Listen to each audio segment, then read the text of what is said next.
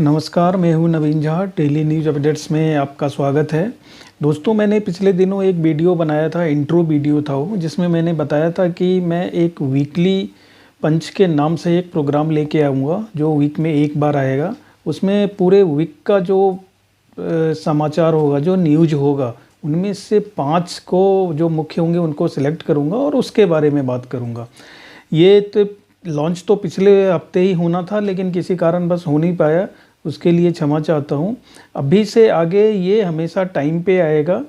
Monday to Sunday की जो खबरें होंगी उसको समराइज़ करके उनमें से 5 सेलेक्ट करके मैं नेक्स्ट मंडे की रात को उसको वीडियो को अपलोड करूँगा। तो आप लोगों से रिक्वेस्ट है कि वीडियो को पूरा देखिए। पूरा देखेंगे तभी आपको पता चलेगा कि किस तरह की न्यूज़ है, किस तरह की एनालिसिस है। और देखने के बाद अगर आपको पसंद आता है तो वीडियो को लाइक कीजिए, शेयर कीजिए और चैनल को सब्सक्राइब ज़रूर कीजिएगा, ताकि हमारा जब भी वीडियो आए, इसके अलावा, इस प्रोग्राम के अलावा, वो उसका भी नोटिफिकेशन आपको मिलता रहे। तो चलिए शुरू करते हैं प्रोग्राम वीकली पंच मेरे साथ, यानी एनजे के साथ। दोस्तों, जैसा कि आप जानते हैं, चंडीगढ़ में पिछले दिनों मेयर का इलेक्शन हुआ था। चंडीगढ़ चूँकि यूनियन टेरिटोरी है, वहाँ का एडमिनिस्ट्रेशन मेयर के हाथ में रहता है। वहाँ पे जो कॉरपोरेटर होते हैं वो अपने मेयर का सिलेक्शन करते हैं। तो टोटल जो वहाँ पे कॉरपोरेटर की संख्या है वो है 35। उनमें से चुनने के लिए 18 चाहिए होता है। 18 मेंबर जिसके फेवर में होते हैं वो वहाँ का वहाँ का मेयर हो जाता है। अभी जो पिछले दिन चुनाव हुआ उसमें कांग्रेस और आप पार्टी दोनों मिलके साथ में चुनाव लड़ रही थी और बीजेपी अलग से अकेली थी। आप और कांग्रेस को मिला के 20 वोट थे, जबकि बीजेपी के पास 15 वोट ही थे। अगर उनका एमपी भी जो बीजेपी का है, चंडीगढ़ से किरण खेर वहाँ से एमपी है, अगर वो भी देती वोट, वो वोट दे सकती है, लेकिन उनको देने से भी 16 वोट ही होता। तो ये पक्का था कि बीजेपी तो हारने ही वाली है, आप और कांग्रेस का मेयर वहाँ पे बनने वाला है। लेकिन जो प्रिजाइडिंग ऑफिसर था अनिल मसीह, उसने वहाँ पे गड़बड़ी कर दी। उसने 8 वोट जो आप और कांग्रेस के थे उसमें से 8 को उसने इनवैलिड कर दिया और बीजेपी का मेयर बना दिया। ये बहुत बड़ी गलती हुई उससे। इसका सारा रिकॉर्डिंग हो गया सीसीटीवी में, काफ़ी हंगामा हुआ, लेकिन उसने मेयर का डिसीजन कर दिया था। मेयर को इलेक्ट करके उनको चेयर पे बैठा दिया था। फिर आप और कांग्रेस वाले सुप्रीम कोर्ट चले गए। ये भी एक अलग सा चांस हो गया कि मेयर के इलेक्शन में धांधली हुई है और उसके लिए पार्टियां सुप्रीम कोर्ट डायरेक्टली पहुंच गई है। होना तो चाहिए था कि लोकल कोर्ट में जाना चाहिए था, लेकिन आजकल सुप्रीम कोर्ट कुछ भी कर रहा है, पता नहीं कैसे। अब तो ये हो जाएगा कि मुखिया के इलेक्शन में भी अगर कोई धांधली होती है तो सीधा सुप्रीम कोर्ट पहुंच जाएगा और सुप्रीम कोर्ट इंटरटेन भी कर लेगा, क्या परिपाटी नहीं शुरू हो गई है। खैर, वहाँ पे जब कोर्ट में पहुंचा मामला, पहले उन लोगों ने जो सीसीटीवी का फुटेज था वो उन्होंने सीजेआई को दिखाया। सीजेआई ने देखते ही कमेंट कर दिया कि ये तो लोकतंत्र की हत्या है। अब ये लोकतंत्र की हत्या डिसीजन में नहीं था उनके, ये सिर्फ उन्होंने टिप्पणी की थी। उस टिप्पणी को लेके विपक्ष वाले पूरे मीडिया में छा गए कि बीजेपी लोकतंत्र की हत्या कर रही है। खैर, उसको नोटिस जारी हुआ अनिल मसीह को, उनको बुलाया गया और अनिल मसीह ने आके वहाँ पे अपनी सफाई दी।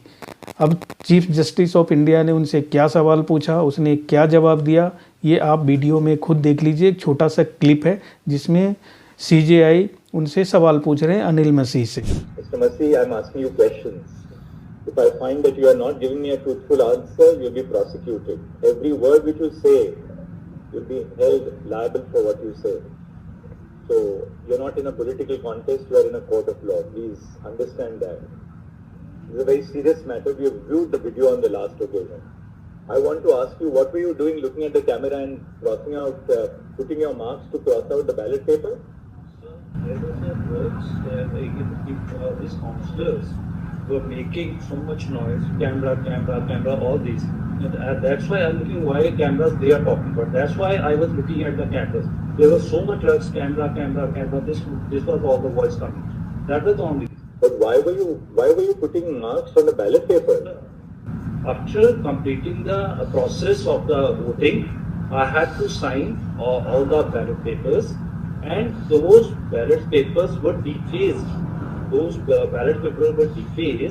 I just given my just highlighting that it should not be mixed again. That was the only reason. Why were you? It's very obvious. से चीफ जस्टिस ने डिसीजन दे दिया, उनका जो फैसला था वो बिल्कुल पलट दिया कि आप जो मेयर होगा वो आप और कांग्रेस का होगा। ये हो गया, जो पूरा न्यूज़ था वो ये था। ये काफ़ी दिनों तक चलता रहा जब तक कि डिसीजन नहीं आ गया सुप्रीम कोर्ट का। लेकिन अभी आप पूछेंगे मेरा ओपिनियन इसमें क्या है, कि इसके दो एंगल मैं अपने हिसाब से देखता हूँ। पहला एंगल कि ये है, अनिल मसीह ने जो गलती की है, जिसने धांधली की है, गलती से उसने 8 वोट इनवैलिड कर दिए आप और कांग्रेस के, और उसने बीजेपी का मेयर बना दिया। तो अनिल मसीह ने ऐसा किया क्यों? इसके दो कारण मेरे हिसाब से हैं। पहला कारण कि अनिल मसीह बीजेपी का मेंबर है, ये सबको पता है, बीजेपी का मेंबर है, तो वो बीजेपी के फेवर में किया है। लेकिन क्या वो अपनी मर्जी से किया था या बीजेपी के टॉप लीडरशिप से उसको प्रेशर था? उसको प्रेशर किसने दिया ये करने के लिए? तो पहली बात तो यही समझ में आती है कि वो बीजेपी का मेंबर था, तो बीजेपी ने ही उसको प्रेशर दिया होगा ऐसा करने के लिए।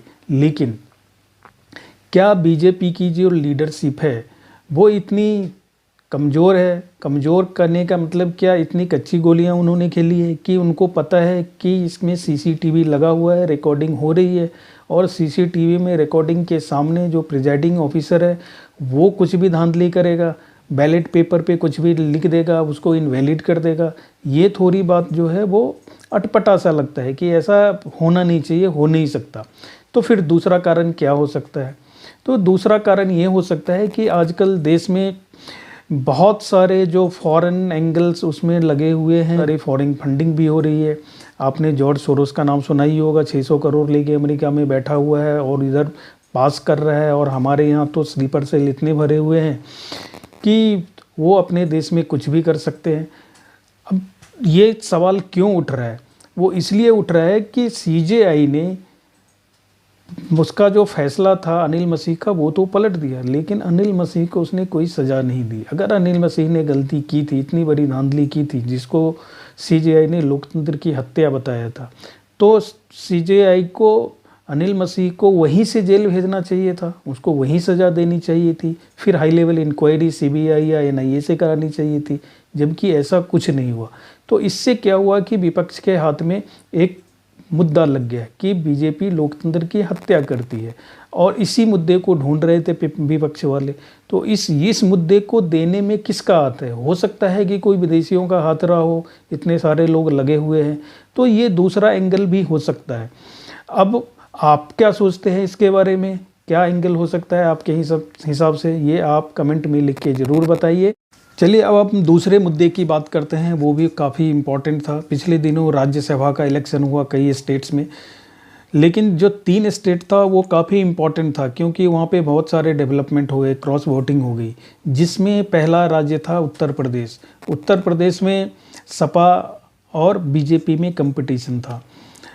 वहाँ पे टोटल 10 सीट थी, जिसमें 7 तो बीजेपी के कंफर्म थे वोट के हिसाब से, और 2 कंफर्म थे सपा के।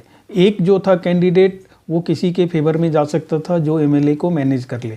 तो दोनों पार्टियों के पास कुछ कुछ एमएलए थे, कंप्लीट नहीं थे। अगर फर्स्ट प्रेफरेंस से नहीं होता तो सेकंड प्रेफरेंस से हो सकता था। लेकिन बीजेपी ने वहाँ पे क्या किया कि 8 जो एमएलए थे आपके, उसको क्रॉस वोटिंग करवा के अपने फेवर में ले लिया, और जो बीजेपी का 8वां उम्मीदवार था संजय सेठ, जो पहले कभी सपा के ही मेंबर हुआ करते थे, उसको उन्होंने जिता दिया। और सपा के जो 3 कैंडिडेट थे उसमें आलोक रंजन जो तीसरे थे वो बेचारे हार गए। इससे सपा को बहुत गहरा धक्का लगा। जो स्टेट था वो था हिमाचल प्रदेश। हिमाचल प्रदेश में तो और भी बहुत बड़ा कांड हो गया। वहाँ पे तो 40 मेंबर थे उनके कांग्रेस के, तो वहाँ पे अभिषेक मनु सिंह भी जो कैंडिडेट थे उनका जीतना बिल्कुल तय था। लेकिन वहाँ पे भी बीजेपी ने बहुत बड़ा खेल कर दिया। जो कांग्रेस के 6 मेंबर थे वो क्रॉस वोटिंग बीजेपी का कर दिए। अब और निर्दलीय थे वो भी कर दिए। अब दोनों के वोट जो थे वो सिमिलर हो गए, 34 हो गए। फिर लॉटरी सिस्टम हुआ और लॉटरी में अभिषेक मनु सिंघवी हार गए। ये कांग्रेस और अभिषेक मनु सिंघवी के लिए बहुत बड़ा धक्का था, बहुत बड़ा एम्बेरसमेंट था। अभिषेक मनु सिंघवी जो कांग्रेस में के बहुत बड़े नेता हैं, कांग्रेस के सारे केस वही लड़ते हैं, गांधी फैमिली के भी प्लस कांग्रेस पार्टी के भी, और वो सेफ सीट मानी जाती थी वहाँ पे कि 40 MLA हैं तो उनको हारने का कोई मतलब ही नहीं है। लेकिन वो हार गए, उनके अपने पार्टी में ही रिवेल हो गया। जो विक्रमादित्य सिंह थे वो अभी भी ये मामला चल रहा है, पता नहीं सरकार कितने दिन चलेगी सुक्खू की। तो वहाँ पे ये बड़ा कांड हो गया। और तीसरा स्टेट था कर्नाटका। कर्नाटका में जस्ट इसका उल्टा हो गया। वहाँ पे बीजेपी के एक MLA ने क्रॉस वोटिंग करवा दिया, वहाँ DK शिव कुमार ने ये सारा मैनेज किया। अब ये बात होती है, विपक्ष वाले ये बोलते हैं कि जो ये क्रॉस वोटिंग होती है उसमें पैसे का खेल होता है। कोई अपनी अंतरात्मा की आवाज़ से कोई भी वोटिंग नहीं करता। तो अंतरात्मा, जब उनसे ये पूछा जाता है कि तो फिर कर्नाटका में अंतरात्मा की आवाज़ थी या वहाँ पे पैसे का खेल था, तो फिर उसका वो जवाब नहीं दे पाते। लेकिन ये खेल कौन सा है, मेरे हिसाब से तो इसमें भी 2 एंगल होता है। पहला एंगल तो पैसे का है ही, बिना पैसे के कोई भी क्रॉस वोटिंग नहीं करता, तो पैसे का एंगल तो पहला है ही। दूसरा एंगल क्या होता है कि जो मेंबर हैं उनको अपने आगे का भविष्य देखना होता है कि किस पार्टी में हमारा भविष्य आगे सुरक्षित रहेगा, तो क्रॉस वोटिंग में वो उसको करते हैं। या ये होता है कि उसको पार्टी से कुछ पुराना हिसाब चुकता करना हो, तो इसके लिए भी क्रॉस वोटिंग कर देते हैं। क्योंकि राज्यसभा के चुनाव में क्रॉस वोटिंग अगर आप करते हैं, कोई MLA करता है, तो उस पर एंटी डिफेक्शन लॉ का कोई प्रभाव नहीं होता है जैसे कि दूसरे में होता है। तो उसको सस्पेंशन का कोई डर नहीं होता है, इसलिए क्रॉस वोटिंग करता है। तो हमारे हिसाब से तो ये 2 रीज़न होते हैं। अगर आपको लगता है कि इसके अलावा भी कोई रीज़न होता है या आप क्या सोचते हैं इसके बारे में, आप कमेंट करके ज़रूर बताइए। आइए तीसरे मुद्दे की बात करते हैं।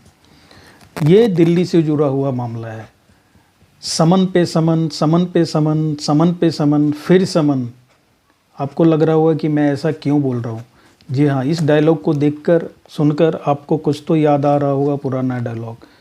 सनी देओल की याद ज़रूर आई होगी जब वो फिल्म दामिनी में कहते हैं कि तारीख पे तारीख, तारीख पे तारीख, फिर तारीख, लेकिन जनता को क्या मिला, इंसाफ नहीं मिलता है। यही आजकल दिल्ली में हो रहा है।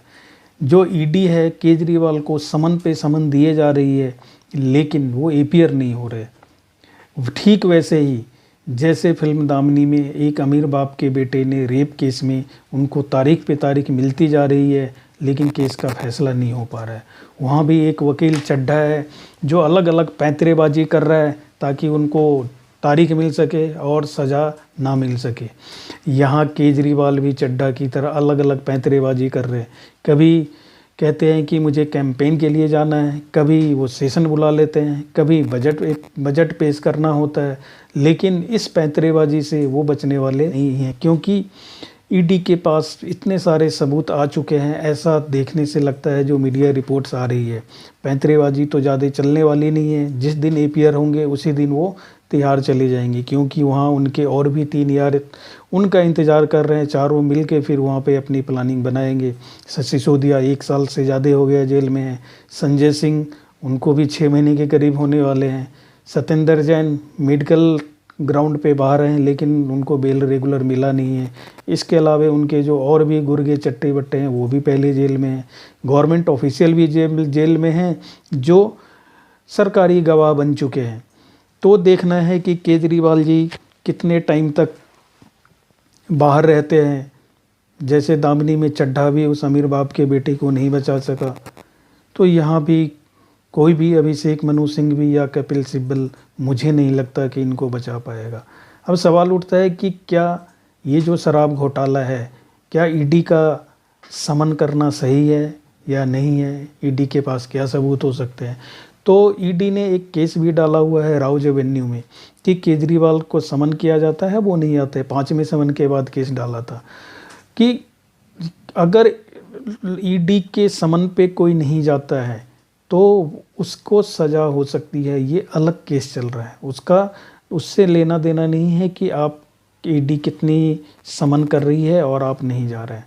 अगर आप एक बार भी समन किया और आप नहीं गए और ईडी कोर्ट में चली गई तो उस पर अलग से केस चलेगा ईडी की बात नहीं सुनने के लिए। तो हर कोई बाउंड है, हर कोई नागरिक बाउंड है कि ईडी के समन पे आपको जाना ही जाना है। लेकिन केजरीवाल जी उसको ही इलीगल बता रहे हैं मीडिया में। कोर्ट में जाके तो गिड़गिड़ाने लगते हैं, लेकिन मीडिया में बहुत बढ़ चढ़ कर बातें करते हैं। मीडिया को बेवकूफ़ बनाना कोई सीखे। बेवकूफ़ क्या बना रहे हैं, वो तो सबको ऐड के नाम पे पैसा दिए हुए हैं, ऐड चलते रहता है। आपका अभी दिल्ली का नहीं चल रहा क्योंकि कोर्ट ने बैन कर दिया है अभी, क्योंकि वो मेट्रो के लिए पैसे नहीं दे रहे थे। तो अभी पंजाब का ऐड चल रहा है, तो जब ऐड चलेगा तो मीडिया भी उसी हिसाब से काम करती है। तो आप क्या सोचते हैं इसके बारे में? क्या शराब घोटाला सच में हुआ है? क्या ईडी के पास इतने सारे सबूत हैं? केजरीवाल जी क्यों नहीं जा रहे हैं? इन सब पर आपके क्या विचार हैं वो कमेंट में आप लोग ज़रूर बताइए। दोस्तों अभी एक दूसरी पटना की खबर है, जो आरजेडी की रैली हुई थी अभी 3 तारीख को पटना में। जो आरजेडी की रैली की वो इंडी अलायंस की रैली कही जाती है, जिसमें राहुल और थे। रैली में जो भीड़ आई उसको देख के लालू जी का दिमाग ख़राब हो गया। वो इतने जोश में आ गए कि कुछ भी अनाप शनाप बोलने लग गए मोदी के बारे में। मोदी के हिंदू होने के बारे में टिप्पणी कर दी, उनकी फैमिली के बारे में टिप्पणी कर दी, परिवार नहीं है, उनके मर्दानगी के बारे में टिप्पणी कर दी। ये मोदी क्या है? मोदी कोई चीज है क्या? अरे भाई तुम बताओ ना कि तुमको क्यों परिवार में कोई संतान नहीं तुमको हुआ, बताओ। और तुम हिंदू भी नहीं है। मोदी कोई चीज है क्या? ये नरेंद्र मोदी आजकल परिवारवाद पर हमला कर रहे हैं। अरे भाई तुम बताओ ना कि तुमको क्यों परिवार में कोई संतान नहीं तुमको हुआ, बताओ।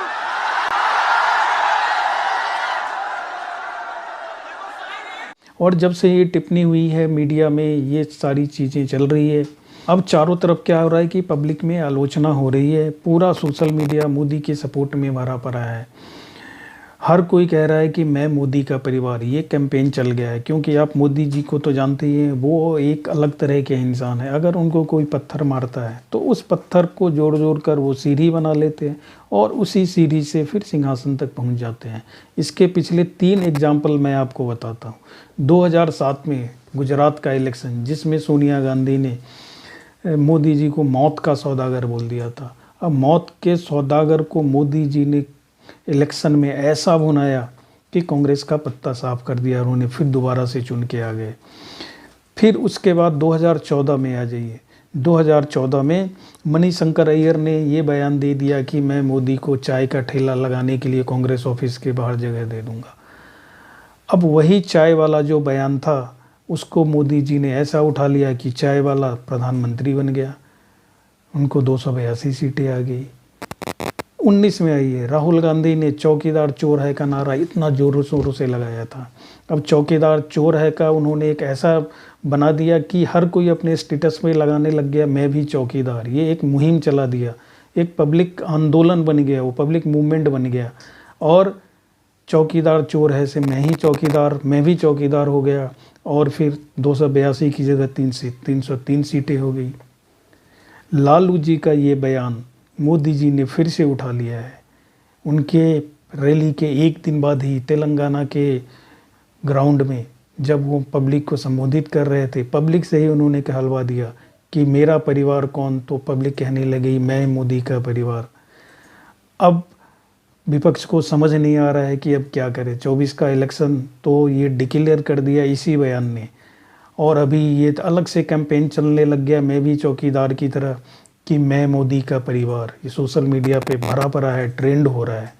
तो 24 का डिसीजन तो आप समझ लो अभी से हो गया।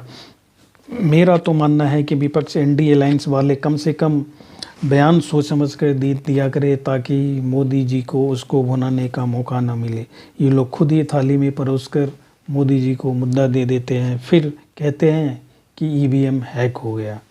आप लोग क्या सोचते हैं इसके बारे में? कमेंट करके मुझे ज़रूर बताएं। दोस्तों, पांचवी आखिरी खबर क्रिकेट से जुड़ी हुई है, क्योंकि ये इतनी इम्पोर्टेंट खबर है, इसको ना ऐड करूं तो हमारा ये प्रोग्राम ही अधूरा रह जाएगा। अभी पिछले दिनों इंडिया और इंग्लैंड का टेस्ट मैच हुआ रांची में। अभी पिछले 1-1.5 महीने से इंग्लैंड की टीम इंडिया में है, 5 टेस्ट खेलना है। ये चौथा टेस्ट मैच था। पहला तो इंडिया हार गई थी, लेकिन उसके बाद कंटिन्यूस जीत रही है। इसमें इंग्लैंड ने टॉस जीता और पहले बल्लेबाजी करने का फैसला किया, लेकिन उनका ये फैसला उल्टा पड़ गया, क्योंकि 120 रन पे 5 विकेट गिर गए थे। लेकिन उसके बाद जो रूट और रॉबिन्सन, इन दोनों ने मिलके पारी को संभाल लिया, जिसमें जो रूट ने 122 रन की पारी खेली और अंत तक नॉट आउट रहे, और जो रॉबिन्सन थे, रॉबिन्सन ने 58 रन की पारी खेली और इंग्लैंड को 353 का एक सम्मानजनक स्कोर तक पहुंचा दिया, जिसमें पारी में जडेजा ने 4 और आकाशदीप ने 3 विकेट लिए। आकाशदीप अपना पहला मैच खेल रहे थे, डेब्यू मैच खेल रहे थे, और उन्होंने कमाल की गेंदबाजी की थी। उसके बाद जब इंडिया खेलने उतरी तो इंडिया का हाल और भी बुरा हो गया। स्टार्टिंग में ही राहुल जो थे वो आउट हो गए, 4 के स्कोर पर ही राहुल शर्मा का विकेट कट गया। लेकिन उसके बाद शुभमन और यशस्वी ने काफ़ी संभल के खेलना चालू किया, लेकिन इसके बावजूद भी 161 पे जाते जाते 7 विकेट गिर गए थे। लेकिन उसके बाद जो नया प्लेयर ध्रुव जुरेल है, जो अपना दूसरा टेस्ट मैच खेल रहे थे, पहले मैच में भी उन्होंने 46 रन की बहुत जुझारू पारी खेली थी। यहाँ पे वो आए और उनके साथ कुलदीप यादव, दोनों ने मिलके काफ़ी संभल के बल्लेबाजी की। ध्रुव जुरेल शतक बनाने से चूक गए, 90 रन पे आउट हो गए, और कुलदीप ने भी उनका अच्छा साथ निभाया था, और जायसवाल ने भी 73 रन की पारी खेली। लेकिन फिर भी 307 ही रन बना सके, 46 रन से इंग्लैंड को लीड मिल गई।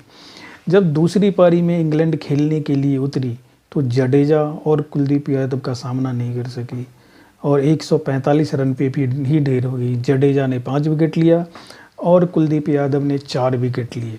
अब भारत को जीतने के लिए 192 रन की 192 रन का टारगेट मिला। इस पिच पे 192 रन बनाना बहुत ही टफ दिख रहा था कि इंडियन टीम कैसे खेलेगी। तीसरे दिन का खेल कुछ समय बाकी था, इंडियन टीम मैदान में उतरी खेलने के लिए कि पता नहीं आज कितना विकेट गिरेगा। लेकिन रोहित शर्मा और यशस्वी जायसवाल ने वनडे की तरह खेलना चालू किया। ऐसा लगा जैसे इंग्लैंड ने बैज बॉल का हवा बना रखा था, बैज बॉल को उन्होंने जायसवाल बना दिया। जायसवाल ने दोनों मिलके 40 रन बना दिए 8 ओवर में ही, और कोई विकेट नहीं गिरा। ऐसा लग रहा था तीसरे दिन के लास्ट जब स्टंप हुआ तो कि पहले हाफ में ही पहले सेशन में ही चौथे दिन का खेल ख़त्म हो जाएगा, जिस तरह से इन दोनों ने खेल शुरू किया है। लेकिन पहले घंटे के खेल में ही पासा पलट गया और 5 विकेट गंवा दिए भारत ने 120 रन के स्कोर पे ही। अब फिर से ध्रुव जुरेल, जो पहली पारी में 90 रन बना चुके थे, वो और शुभमन गिल दोनों ने मिलके पारी को काफ़ी संभाला और जीत की दहलीज तक ले गए। ध्रुव जुरेल की काफ़ी नाम हो रहा है टीम में भी और मीडिया में भी कि ऐसा जुझारूपन तो इससे पहले सिर्फ धोनी को लेके देखा गया है। लोग जुरेल को अगला धोनी भी कह रहे हैं। देखना है कि उनको आगे कितना मौका मिलता है और उस मौके का वो कितना फ़ायदा उठा पाते हैं, कितना यूटिलाइज कर पाते हैं। तो चौथे टेस्ट में सिर्फ जीत ही नहीं मिली, जीत की तो खुशी थी टीम इंडिया की, लेकिन ध्रुव जुरेल नाम का एक ऐसा विकेट कीपर बल्लेबाज मिला है जो लंबे समय तक इंडिया को अपनी सेवा देने के लिए तैयार है। धन्यवाद।